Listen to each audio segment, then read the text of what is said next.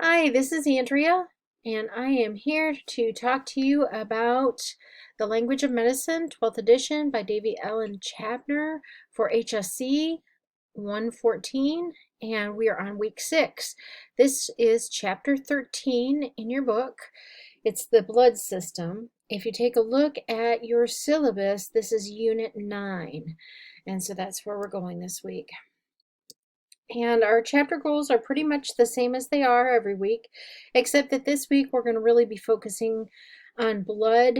And then the next video that I do will be on the lymphatic system, and that includes the immune system, lymph and immune. And then the last piece will be the endocrine system, and that'll be all of week 6. So we're going to talk about the 4 major blood types. We're going to talk about the different types of blood groups, things that are related to blood clotting, and the vocabulary that goes with that, pathologic conditions. There are types of cancers, so to speak, that affect the blood that we'll talk about, as well as lab tests and those types of things. So let's go in. What does blood do? Blood transports foods, gases, and waste to and from the cells of the body. We've talked about this before as we talked about the cardiovascular system last week, and we talked about the gastrointestinal system several weeks back. So we talked about the foods, we talked about the waste, and then in terms of gases, last week was also the respiratory system, and we talked about how there was that exchange where the blood dropped off the CO2 and picked up the oxygen and took that out to the cells of the body. And then in the cells, it dropped off the oxygen, picked up the wastes and the gases, and moved those on. Some other transported items are chemical messengers, blood proteins, white blood cells, and platelets. What is blood made up of? Erythrocytes, leukocytes, and platelets are the 3 major types of cells that we're going to focus on and that you'll hear about. Blood also has plasma. So in addition to the 3 different types of cells, there's plasma. And plasma contains water, waste, nutrients, salts, hormones, lipids, and vitamins. So there's a lot in plasma. Cells are 45% of the blood volume. So that means the other 55% is going to be the plasma. The different types of cells are erythrocytes, those are your red blood cells, leukocytes, those are your white blood cells, and thrombocytes, which are your platelets, and those clot blood. And erythrocytes, they transport the nutrients and oxygen. That's what red blood cells do. White blood cells are really focused on fighting off infection and helping with immunity and those types of things. And then, of course, we talked about platelets. So let's get into, I guess we're going to talk about leukocytes first instead of red blood cells. That's all right. We can talk about leukocytes. Plenty to talk about there. There are several types of leukocytes. There's basophils, eosinophils, neutrophils, monocytes, and lymphocytes. And you can see here what each one does. They each have a different role to play in what goes on. Make sure that you study these because I am sure you will see these on a test, hint, hint. If not now, then probably possibly on your final. So make sure that you study these types, make sure you know what each one does. This is a good graphic to show us how the blood is divided between different types of cells and the plasma and what's really involved in the plasma.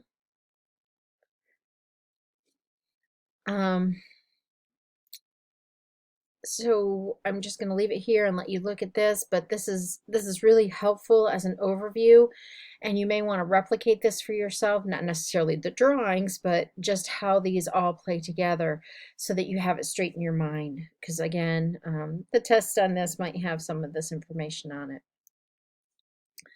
There are plasma proteins, albumin, globulins, like immunoglobulins, fibrinogen, and prothrombin.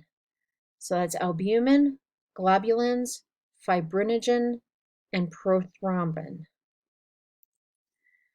What are the types of blood? There are 4 types. And each type can be either positive or negative, and that's the RH factor there at the bottom.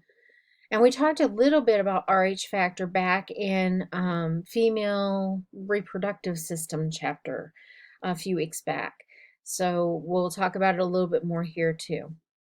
Type A has an A antigen and an anti-B antibody. And then type B has the B antigen and an anti-A antibody. So you would never give someone with type A blood type B blood, and you never give somebody with type B blood type A blood, because they've got those antibodies that would fight against it. Type AB has both A and B antigens and no antibodies. That means they're a universal recipient. You could give them type A blood, type B blood, even type O. Or I'm sorry, they can have type A, type B, or type AB blood. Sorry, I misspoke there. Type O is a universal donor. It has no A or B antigens, but it has both anti-A and anti-B antigens. So those are the different types. You're going to want to kind of, I would definitely do flashcards on these and memorize those so that they make sense. And know that you can have A positive or A negative blood, B positive or B negative blood, AB positive or AB negative blood, O positive or O negative blood. So that just, it complicates it, doesn't it? Just be aware of that. So clotting, how does blood clotting work? It's called coagulation. It's a fibrin clot. And basically, when you have an injured blood vessel, platelets aggregate, and in combination with the tissue and protein clotting factors, calcium, vitamin K, prothrombin, and thrombin, they change fibrinogen to a fibrin clot.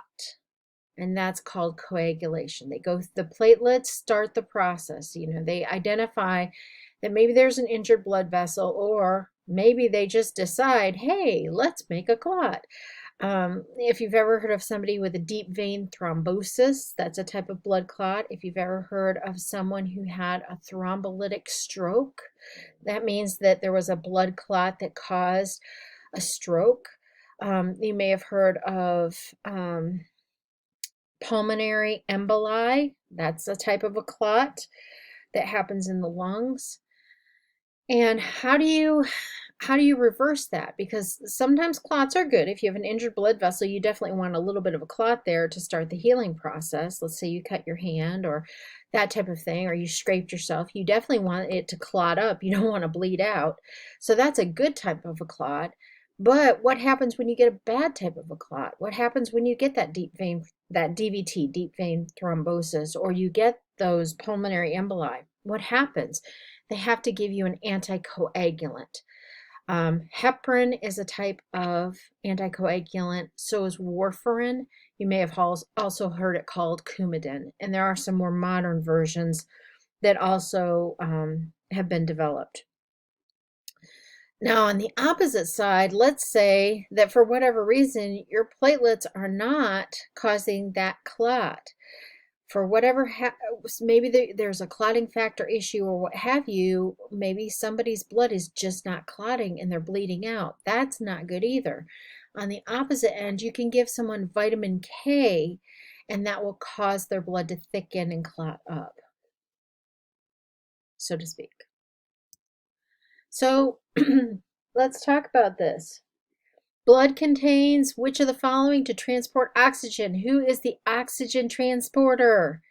Is it plasma or platelets? No. And you learned about the different types of white blood cells. So what does that leave? Yes, the right answer. All right, blood contains which clotting cells? Which of those are clotting cells? Think, think, think, think, think. There's only one of them. Is it red blood cells that clot? Is it white blood cells that clot? Is it your plasma that clots? Hint, hint, hint. So now we're into our vocabulary. We have plenty of vocabulary here. We have albumin. That's a protein in the blood. And you may hear if someone's their albumin is low or their albumin is high. There are tests that they do on that. Antigen. Make sure that you know the relationship between an antigen and an antibody. Okay? Basophil, bilirubin, coagulation, colony stimulating factor. I don't think you'll hear a lot about that. At least I haven't in all of my years. But I'm sure if any of you ended up working for a hematologist, definitely you'd be involved with that. You may also hear of it if you worked in a lab as a pathologist or as a medical technician who runs the tests in there.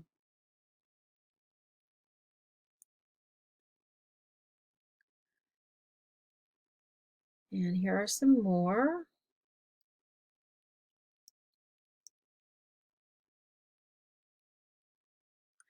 Erythropoietin. You may actually hear of that in terms of patients who are getting chemotherapy and they're having trouble with anemia. Their red blood cell formation is not what it should be because they're going through chemotherapy. And so they may have to have erythropoietin supplements to help them stimulate that red blood cell formation because their body can't do it based on whatever is going on with the cancer treatment. So you may actually hear about that.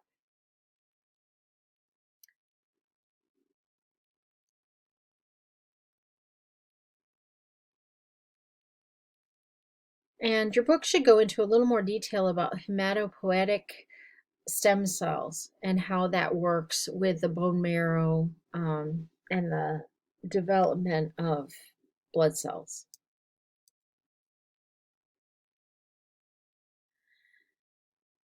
Hemoglobin hemolysis. Make sure you don't say hemolysis, it's hemolysis, and heparin.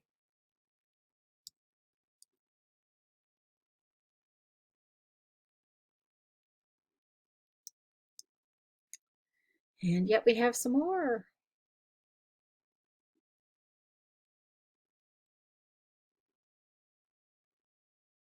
You have lymphocyte, macrophage, megakaryocyte.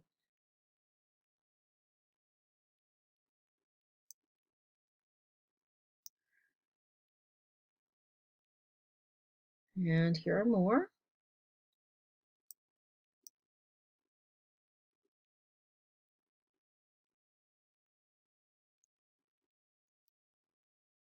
I'm sure you've probably heard of people who donate their plasma. There's different centers that will pay people to come in and donate plasma because that's sometimes needed in the medical world, just like a blood donation would be.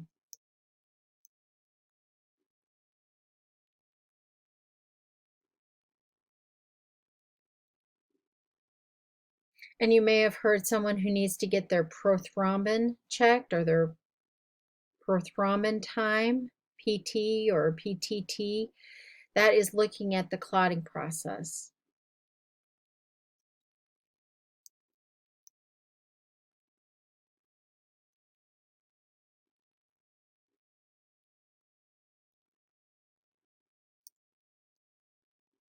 And a few more.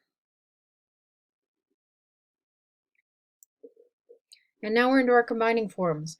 And remember our equation. A combining root plus a combining vowel equals your combining form. And then you can either have a prefix in front of that or a suffix behind that. Notice again, you've got a couple here that could mean red. And of course, you've got a couple that can mean blood, so make sure that you're watching for those.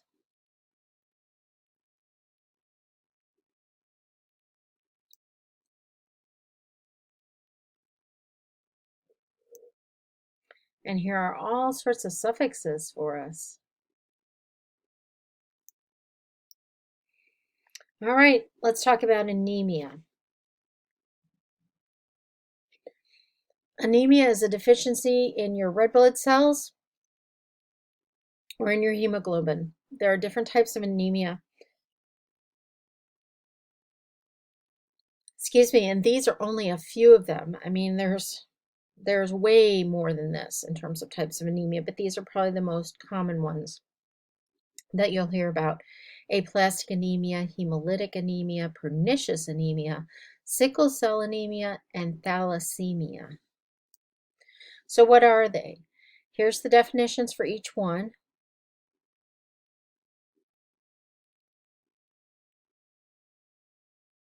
And you'll just want to know what those are. So I would study these. And here's a graphic to talk about how normal blood cells look versus the different types of anemias that you see.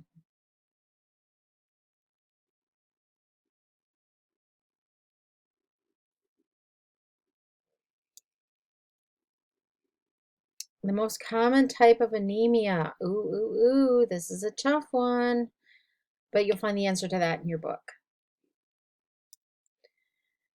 Hemochromatosis, sorry about that. Hemochromatosis is an excess of iron deposits throughout the body, and polycythemia vera is a general increase in red blood cells. Can be due to a number of things, and those are diseases that you might run across. Well, there are also diseases of blood clotting. There is something called hemophilia, and I think your discussion this week, if I remember correctly, is on hemophilia. So I'm going to let you read up on that and learn more. Purpura is another one that you might hear about.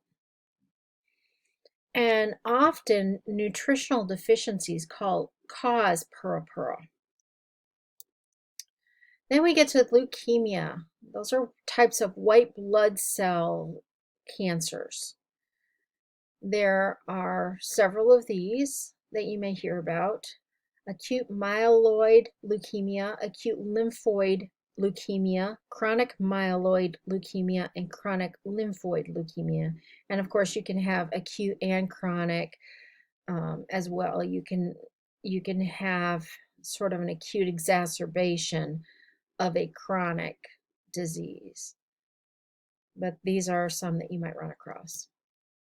And this is a good graphic, shows you some of the cells that you would see underneath a microscope if you were a pathologist looking at slides of blood to identify what's going on with someone. Some other diseases you might run across with those white blood cells are granulocytosis and mononucleosis. Who's ever heard of mono? They used to be called the kissing disease. People thought you could get it from kissing. But mononucleosis attacks your white blood cells. And it goes into the lymph system. There is something called multiple myeloma. It's a malignant neoplasm of the bone marrow. Now, this is very serious because your bone marrow is where your blood cells are created and where they are developed. So something that's going to attack that is going to be very, very serious. You may have heard of people who have had a bone marrow transplant.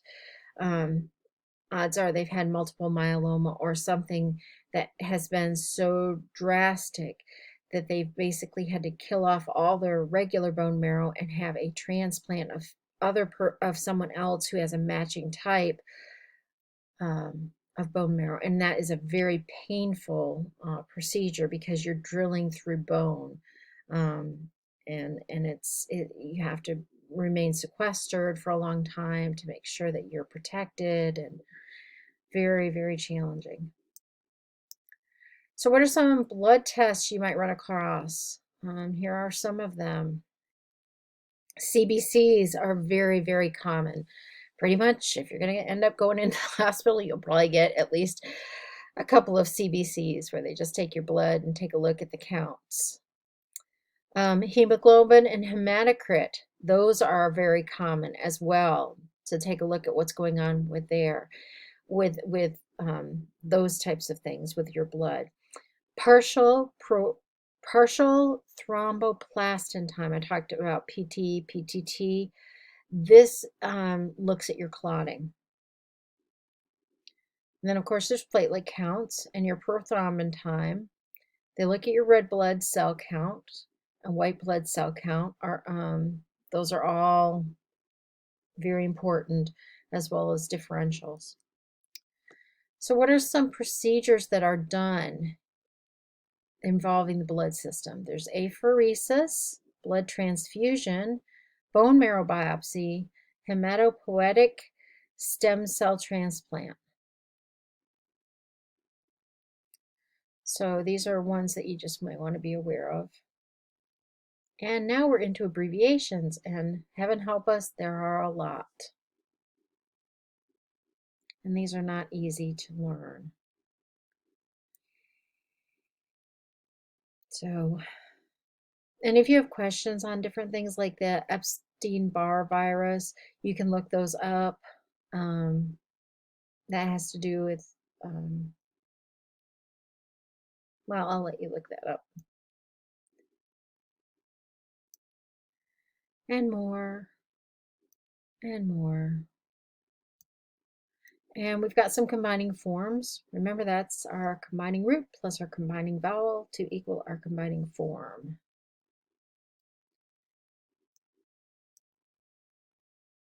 These are pretty much the same ones as before. There might be a few additions here.